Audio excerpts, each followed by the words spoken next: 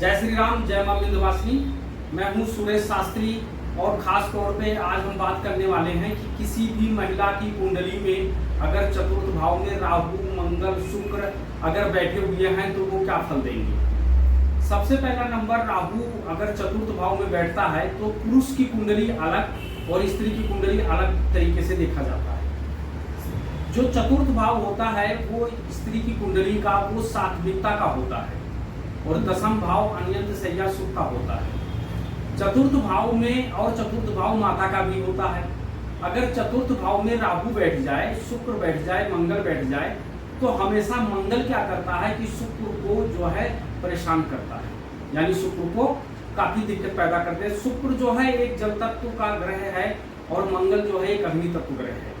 और जब वहां राहु बैठ जाएगा तो ऐसे लोगों का बहुत कम उम्र में अफेयर हो जाता है और अफेयर वो प्यार में बदल जाता है, यानी लव तो होता है लेकिन वो मैरिज नहीं होने देता और कम से कम ऐसे रिश्ते 2-3 साल तक चलते हैं और चलने के बाद ये रिश्ते टूट जाते हैं। प्रियाया जिसके चतुर्थ भाव में मंगल बैठा हो उस कुंडली को मांगलिक भी कहते हैं। दूसरा क्या है कि राहु जहां बैठेगा तो वो अष्टम भाव को देखेगा, अष्टम भाव को देखेगा, इसके बाद में वहां से जो है फिर दशमेष्ठ भाव को देखेगा और बारहवें भाव को देखेगा।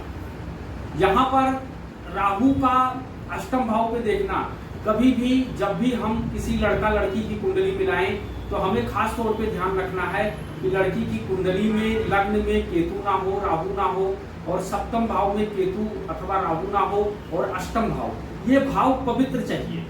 और कभी कभी बारहवां भाव भी देखना चाहिए कि अगर केतु बैठा है तो जब भी केतु की दशा, अंतरदशा, महादशा जब भी आएगा तो वो उनको समस्याएं पैदा करेगा, दिक्कतें पैदा करेगा।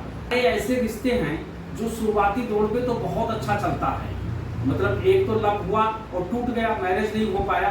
दूसरा, जब उनकी मैरिज होती है तो कुछ समय तक तो उनका वैवाहिक जीवन बहुत अच्छा चलता है, लेकिन उसके बाद क्या होता है कि वहां पर बैठा हुआ मंगल जो है वो माँ के कारक का, मतलब माँ उनका जो है खलनायक का काम करती है और घर के अंदर उनकी बहुत सारी विघ्न और पीड़ाएं शुरू हो जाती हैं, जिनके कारण से लड़की अपना घर छोड़ करके अपने मैके चली जाती है। उसके बाद में अगर देखा जाए कि चतुर्थ भाव में अगर नीच का चंद्रमा बैठा हो तो ऐसे में क्या होता है कि लड़की जो मतलब ब्याह करके गई है, जो उनकी एक तरीके से बहू, वो हमेशा क्या है कि फोन से अपनी माँ से हमेशा ट्यूशन लेती रहती है, हमेशा माँ से पूछती रहेगी, जरा जरा सा बात अपने घर की बताती रहेंगी और ऐसे बातों को बताने के कारण से क्या होता है कि उनका घर गृहस्थी टूट जाता है। चतुर्थ भाव का राहु जो होता है वो बहुत डिप्रेशन देता है, नौकरी छुड़वा देता है, आदमी को बेरोजगार बनवा देता है, घर से बाहर निकलने का मन नहीं करता, चिड़चिड़ापन पैदा कर देता है, अपने आप से वो मन ही मन बातें करना शुरू कर देती है, अनिद्रा से संबंधित बीमारियां दे देती हैं, मतलब बहुत सारी समस्याएं देते हैं।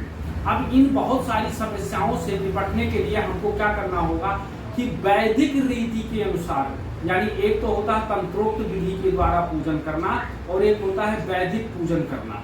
वैदिक तरीके से अगर हम इन ग्रहों का निवारण करते हैं तो आगे चल करके जो हमारा जीवन है या जो हमारा वैवाहिक जीवन है इसमें बहुत बड़ा सुधार आ सकता है। अगर हम इस तरीके का नहीं करते हैं तो निकट भविष्य में हमको बहुत सारी समस्याओं का सामना करना पड़ता है। अगर आपके जीवन में इस तरीके से कोई भी समस्याएं चल रही हैं, आप उसका निदान चाहते हैं, तो ये जो मेरा नंबर चल रहा है आप इस नंबर को नोट करें और मुझसे बात करें और बात करके आप अपनी समस्या का समाधान कर सकते हैं। देखते रहिए हमारे YouTube चैनल यथार्थ ज्योतिष को, आगे हम आपको और बहुत सारी चीजें बताते रहेंगे। अब हमको दे इजाजत, हम मिलेंगे अगले एपिसोड में। जय श्री राम, जय मां विंध्यवासिनी।